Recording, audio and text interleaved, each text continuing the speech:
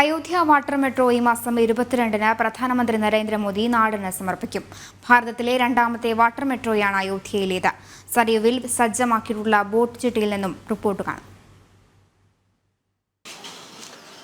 അയോധ്യയിൽ രാമക്ഷേത്രത്തിന്റെ പ്രാണപ്രതിഷ്ഠ നടക്കുമ്പോൾ സരയൂ നദിയിൽ വാട്ടർ മെട്രോ പദ്ധതിയും സജീവമാകുകയാണ്.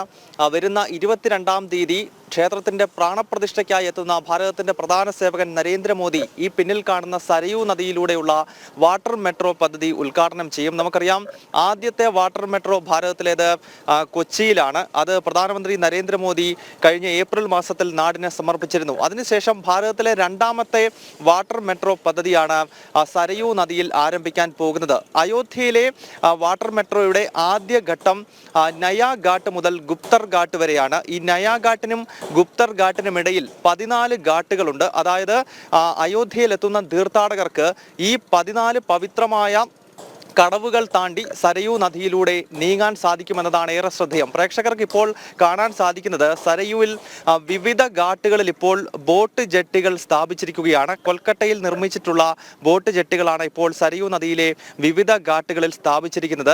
22-ന് ഉദ്ഘാടനം കഴിഞ്ഞാൽ 2 വാട്ടർ മെട്രോ ആണ് ഇതുവഴി കടന്നു പോകാൻ പോകുന്നത്. അതിലൂടെ ലക്ഷക്കണക്കിന് തീർത്ഥാടകർക്ക് സരയുവിലൂടെ ആസ്വദിച്ച് ഈ ഘാട്ടുകളിലൂടെ യാത്ര ചെയ്യാൻ സാധിക്കും എന്നതാണ് ഏറെ ശ്രദ്ധേയമായ ഘടകം. ഇതിന്റെ രണ്ടാമത്തെ ഘട്ടം നേരത്തെ സൂചിപ്പിച്ചു. ആദ്യ ഘട്ടമാണ് ഇപ്പോൾ ഉദ്ഘാടനം ചെയ്യുന്നത്. അത് നയാ ഘാട്ട് മുതൽ ഗുപ്തർ ഘാട്ട് വരെയാണെങ്കിൽ ഇതിന്റെ രണ്ടാം ഘട്ടം എന്നത് ഭാരതത്തിലെ ഏറ്റവും പുരാതന നഗരിയായിട്ടുള്ള കാശിയെയും അതോടൊപ്പം തന്നെ ശ്രീരാമന്റെ ജന്മം കൊണ്ട് പവിത്രമായ അയോധ്യയും ബന്ധിപ്പിക്കുന്നു എന്നുള്ളതാണ്. അതായത് അയോധ്യയിൽ നിന്നും കാശിയിലേക്ക് ജലമാർഗം തീർത്ഥാടകരെ ബന്ധിപ്പിക്കുന്നതാണ് ഈ വാട്ടർ മെട്രോ പ്രോജക്റ്റിന്റെ ആത്യന്തികമായ ലക്ഷ്യമെന്നത്. സരയൂ തീരത്ത് നിന്നും ഉണ്ണി കെ വാര്യർക്കൊപ്പം ഗൗതം അനന്തനാരായണൻ, ജനം.